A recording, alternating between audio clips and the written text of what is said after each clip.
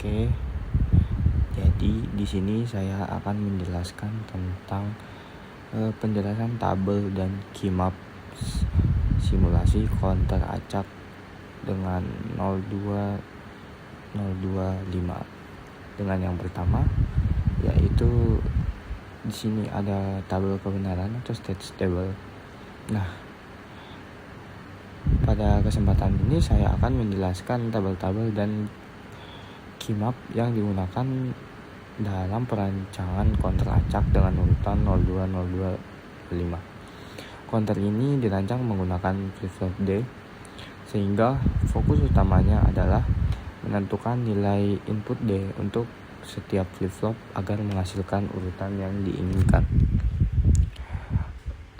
Nah, kemudian pada slide tabel kebenaran ini, pertama kita melihat tabel kebenaran. Tabel ini tuh menunjukkan state saat ini ketika nilai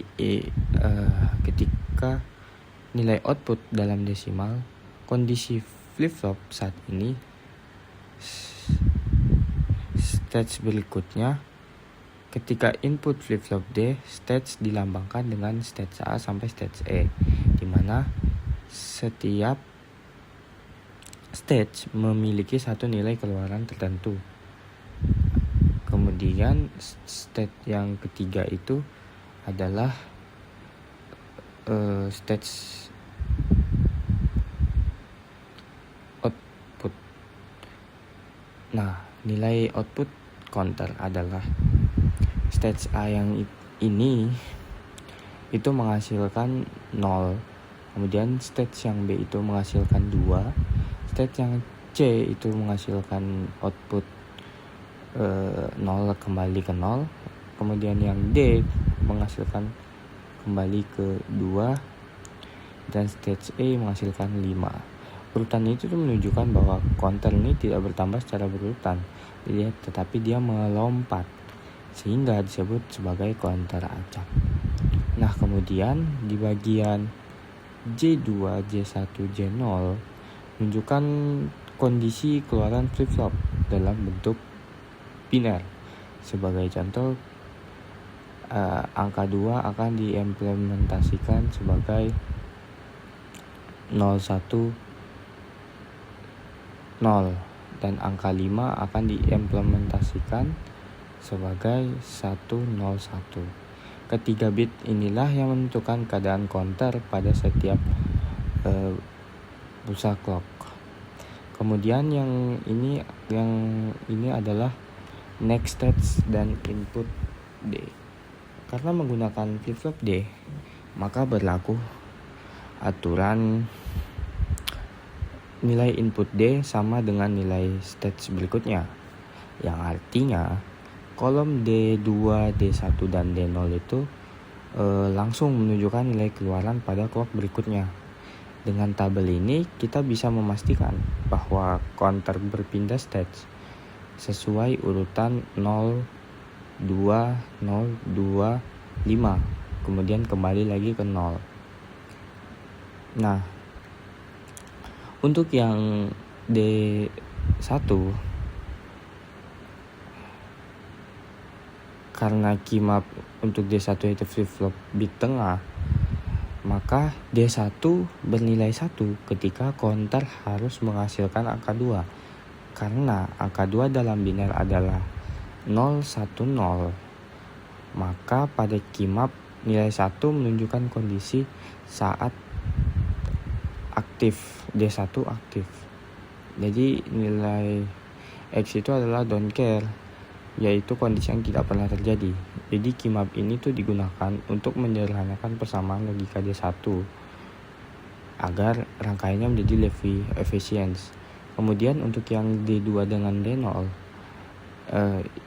kedua bit ini tuh akan aktif secara bersamaan ketika counter menghasilkan 5, yaitu 101. Nah, angka 5 itu hanya muncul pada kondisi tertentu. Saat sinyal kontrol F bernilai 1, maka pola aktifnya sama. Maka D2 dan D0 persamaan logika yang sama.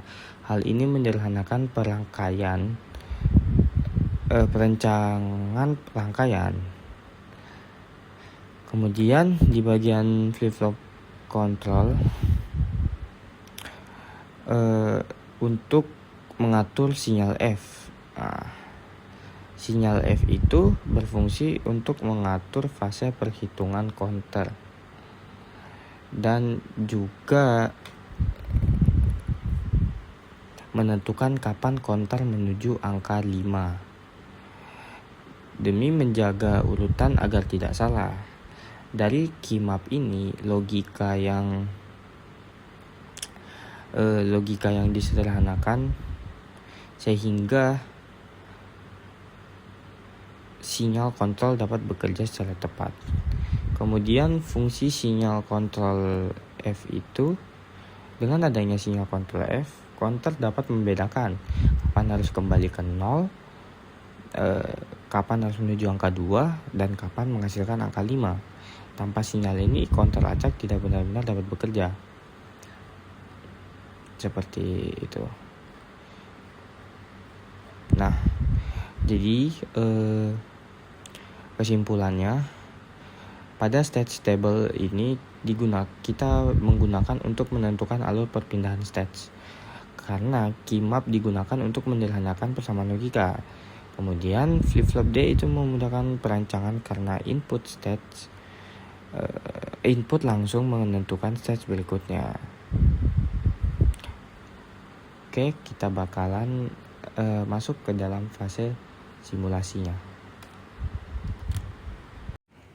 Oke, jadi kita masuk kepada penjelasan simulasi rangkaian.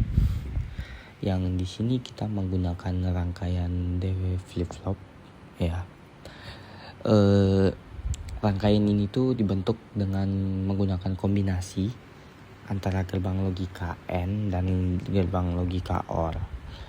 Kemudian output dari counter itu kita menampilkan dengan menggunakan 7 segmen display, sehingga hasil perhitungannya dapat kalian lihat di sini ya. Oke, jadi kita masuk ke dalam komponen rangkaiannya. Jadi pertama di sini itu terdapat clock, ya. Clock ini itu berfungsi sebagai pemicu perubahan stage seluruh D flip-flop. Jadi setiap satu clock ini kita pencet, maka nilai input D akan disalin ke output key. Karena semua flip-flop memakai clock yang sama, maka rangkaian ini disebut rangkaian sinkron. Kemudian rangkaian ini tuh terdiri dari ada J0, ya. Output pertama J0, kemudian J1, J2 dan ini ada F. Nah, J0 ini tuh bit yang paling kecil, ini kedua, ini ketiga, dan ini tuh untuk kontrol atau logika tambahan, seperti itu. Kemudian karakteristik dari D flip-flop itu, ketika output key, ketika nilai yang masuk ke D itu sebelum clock, maka akan muncul di key setelah clock. Berbeda dengan rangkaian yang lainnya seperti itu. Kemudian sistem logika. Jadi rangkaian ini tuh menggunakan gerbang N, ya, untuk menggabungkan beberapa output flip-flop. Nah, jadi seperti yang bisa kalian lihat ini, pada flip-flop J1 ini akan nilai 1 jika kombinasi tertentu dari key 0 dan key 1 aktif, ya. Nah, kemudian ini adalah angka 7 segmen, ya. Ini akan hasilnya akan di sini. Nah, karena pada tugas saya kali ini itu kita disuruh membuat rangkaiannya, ya. Rangkaian ini dan akan menghasilkan dengan nilai nilai output yaitu 0, 2, 025 ya. Jadi sini saya akan mencoba mensimulasikan ketika saya mau mengetuk clock sekali. Nah, di sini posisinya sudah 0 ya. Nah, ketika saya mengetuk sekali,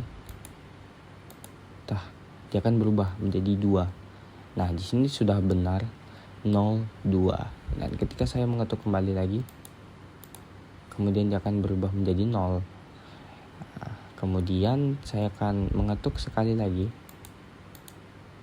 dia akan berubah menjadi 2 ya. Kita bisa lihat di 7 segmen displaynya. Dan ketika saya mengetuk sekali lagi, dia akan berubah menjadi 5 ya. Jadi di sini saya sudah membuktikan simulasinya. Nah, ketika kita memencet lagi, dia akan kembali reset menjadi 0. Kira-kira seperti itu untuk rangkaian D flip-flop ini. Untuk counter acak ya, untuk menghasilkan dengan yang diminta itu untuk menghasilkan nilai 0, 2, 0, 2, 5. Sini saya sudah membuktikan ya. Oke. Jadi sekian presentasi dari saya. Apabila ada kekurangan kata ataupun maupun penjelasan, saya mohon maaf. Dan terima kasih.